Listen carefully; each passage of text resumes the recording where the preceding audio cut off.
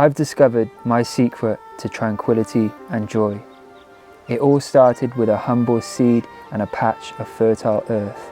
As I dug my hands into the soil and tenderly planted my seeds, something magical happened. The act of growing my own food became my own personal oasis of serenity.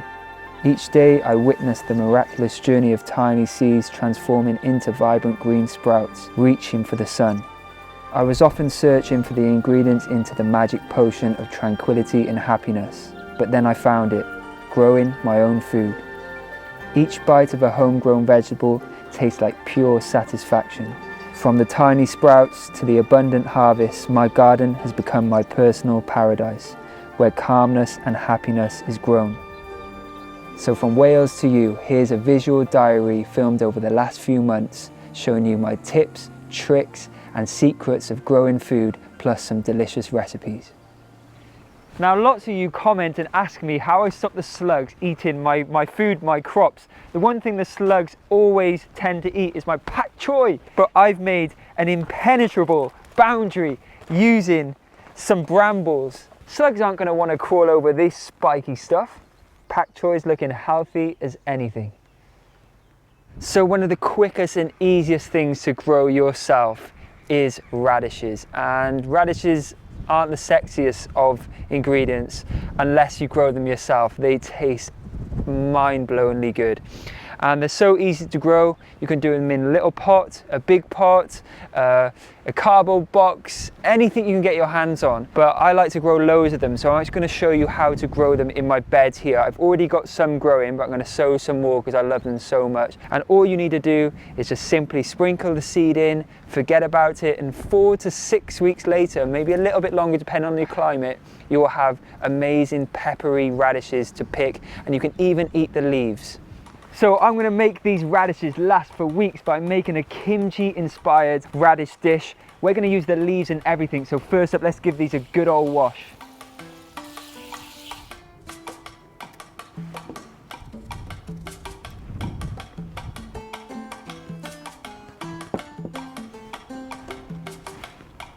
After sorting through and picking the best leaves, chop them up and add them to the radishes. No matter how many times you wash them, you're going to get some dirt in it. But a bit of dirt doesn't hurt, that's my quote. So next into this mix, I'm going to add some onion, which I'm going to finely chop, some garlic, which I'm going to mince, some finely chopped fiery ginger. Out in the country, in the rain, out in the country, making my kimchi, out in the rain. Next, for the sweetness, I'm going to finely slice a juicy apple. I also need some chives and coriander.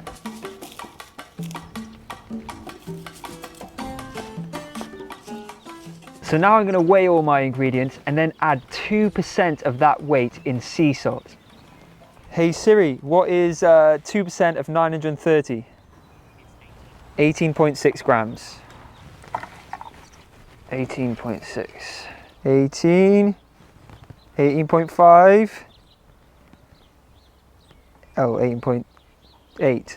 That'll do. This goes in. Stir everything up with some dried chili flakes, some red chili paste or gochujang, some soy sauce and some black sesame seeds.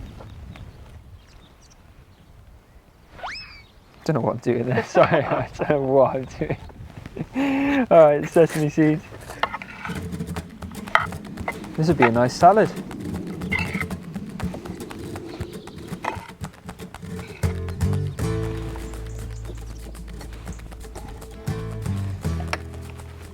Look at that, I filled this jar up perfectly and all the liquids are coming out now. You want the liquids to come to the top. And what I'm going to do is top it with some nori. I'm going to let this ferment now for about 5 days out of the fridge to let it come alive.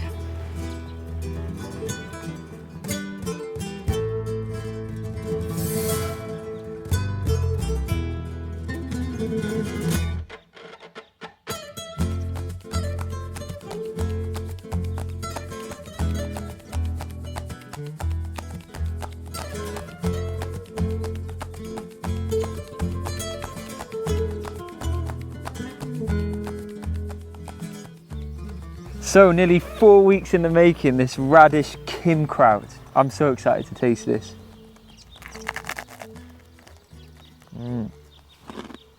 Wow, that is absolutely delicious. A lovely kick from the ginger and the chili. And that radish, it's got this lovely crunch to it. Salty, tangy, sweet as well. That is delicious.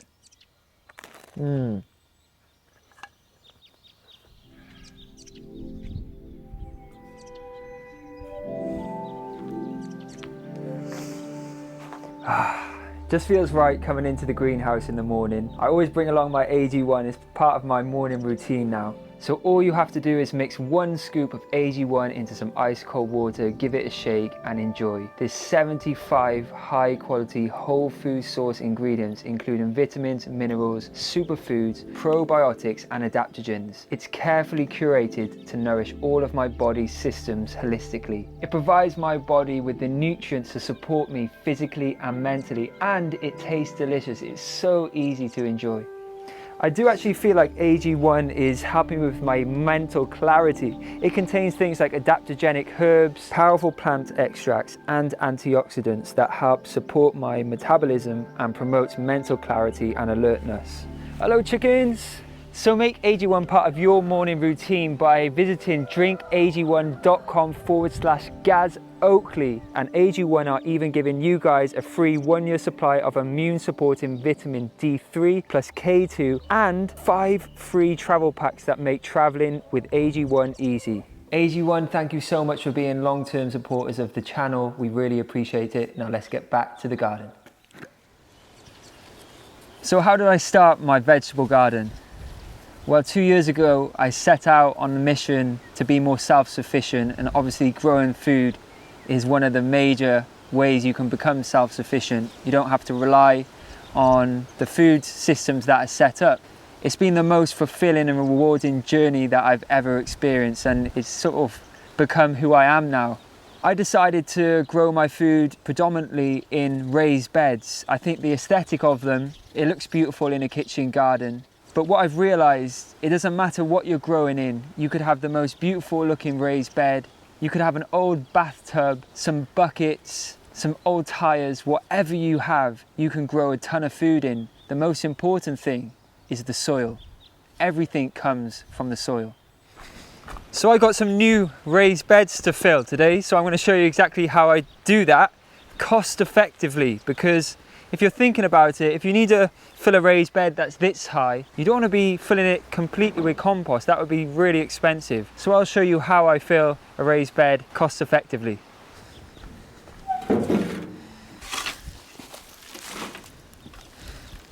Now, what I'm going to do with a raised bed, first thing, cardboard on the base of the ground. That's going to stop any weeds or grass growing, suppress all that. The cardboard will just break down, just make sure there's no sellotape on it. And then I'm going to use this. This is wood chips that tree surgeons just want to get rid of often. So my local one just dumped this here. And this is so essential in the garden for me, for pathways and for filling raised beds.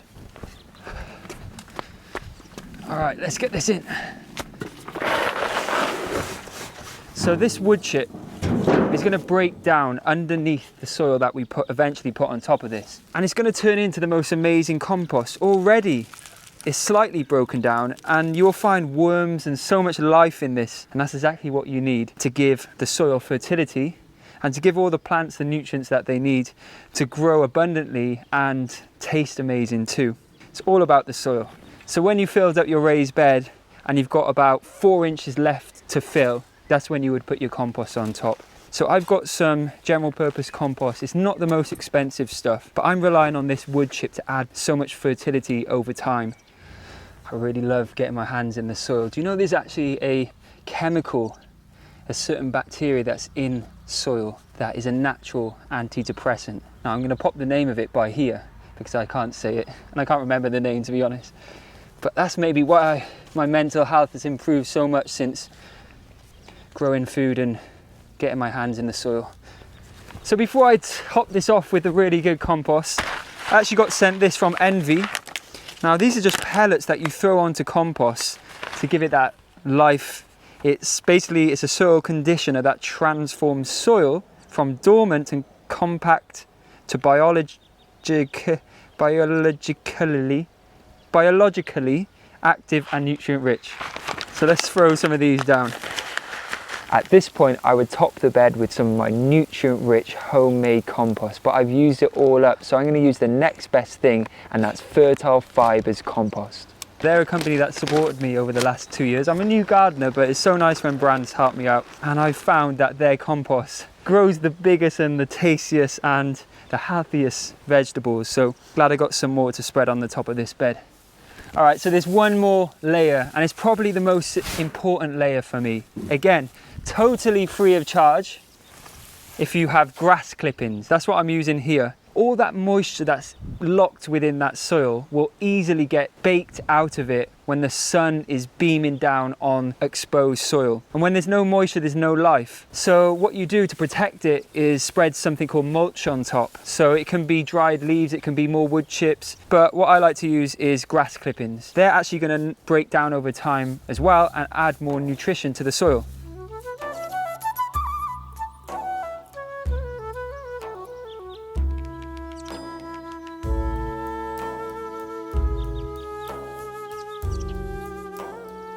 So what I realised, if you think of the mulch that you put on top of the soil like a forest floor or a woodland floor like I'm in now, on top of the soil is broken down bits of tree and leaves and fungus and decaying stuff, and that's covering the soil and also breaking down and adding vitality to the soil beneath it. So if we dug down into this now, we'd find some of the most rich soil, and it is, wow, look at that. So that is how you fill a raised bed, and this is ready to plant in straight away, whether you direct sow seeds straight into it or you put your seedlings into it. And I've got some of my favorite ingredients going into this right away. So I think I'm going to get my favorite, one of my favorite ingredients ever into that bed that we just filled. Butternut squash, and they are raring to get outside in their final position where they're going to produce hopefully some beautiful, bountiful butternut squashes.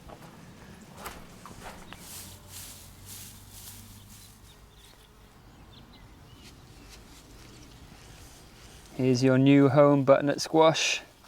Grow me some good squashes. These are going to need something to climb up, so I'm going to get some bamboo here for them to climb over. But in between, I think I'm going to put some beans, because beans grow really well with squash.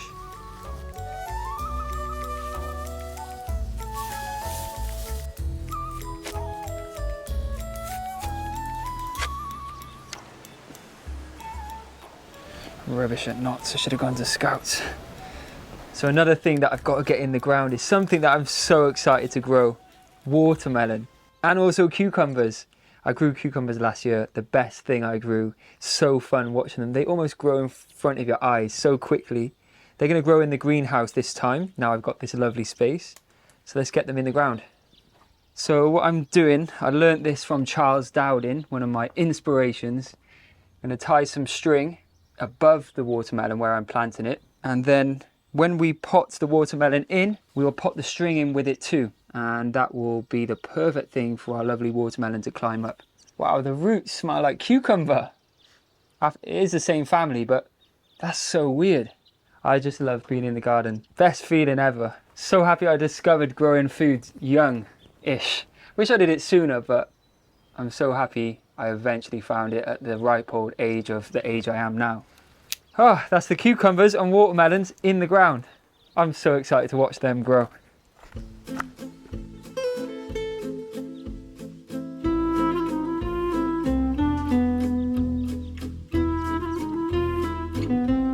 Obviously, being a chef, I've been obsessed with foods for as long as I can remember. But since moving to the countryside, I've grown a whole new appreciation for food, and learning to grow my own food has enabled me to become more at one with the ingredients that I'm using when cooking.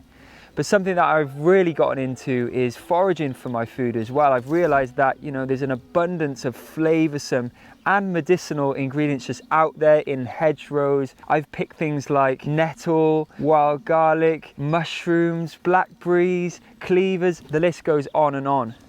But today we're picking elderflowers.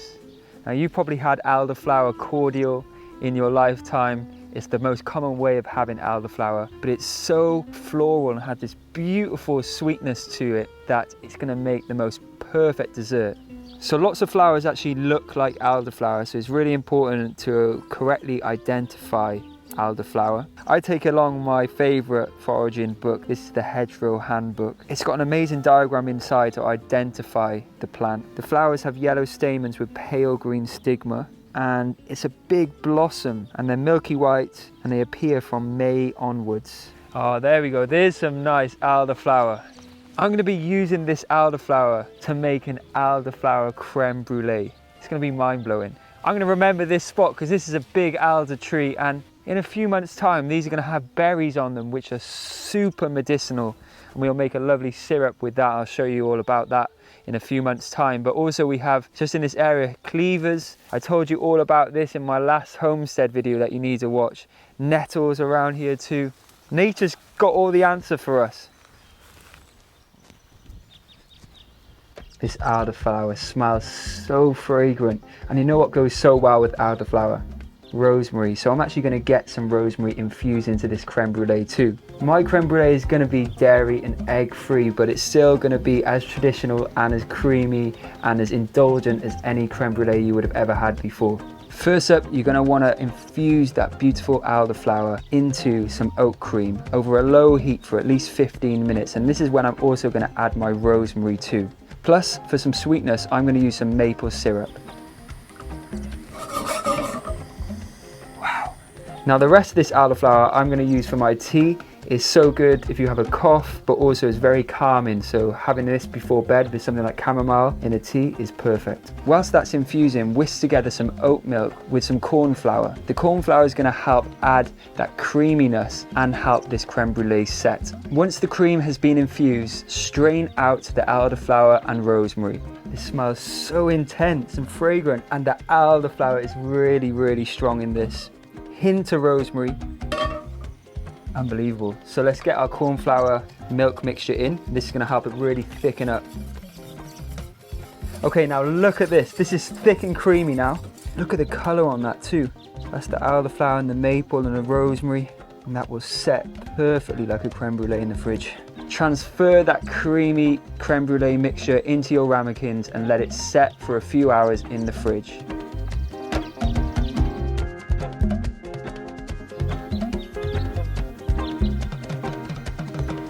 So they're set. Let's top them with some sugar and get that perfect brulee topping. So I'm going to sprinkle over a generous amount of caster sugar over the top and use my blowtorch to caramelize it. If you don't have a blowtorch, just use your grill at home.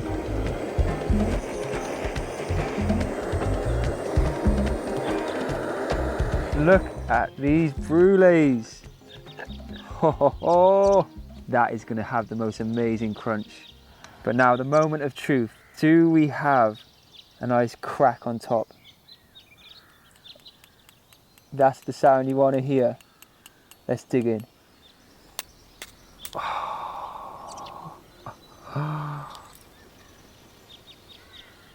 The crack of a creme brulee is always so exciting.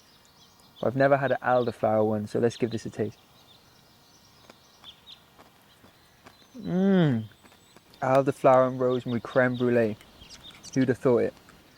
If there was a flavour that would describe like this time of year, the sun is out so much, it would be that. That is delicious. Guys, something big. Those of you that stuck around to the end of the video get to meet my girls. I've got some new friends. I've got a whole video coming out soon about my lovely new friends. But let me introduce you quickly. This is ginger number 1. That's ginger number 2. I'm joking. I don't have names yet because I can't tell them apart. Hello girls. They like me already. It's only been 4 days and they run over to me. Hello. so nice hearing them and having some company, and they're enjoying their new life, because their previous life wasn't as luxury as this. But you're going to find out about everything to do with my new friends in a video coming soon.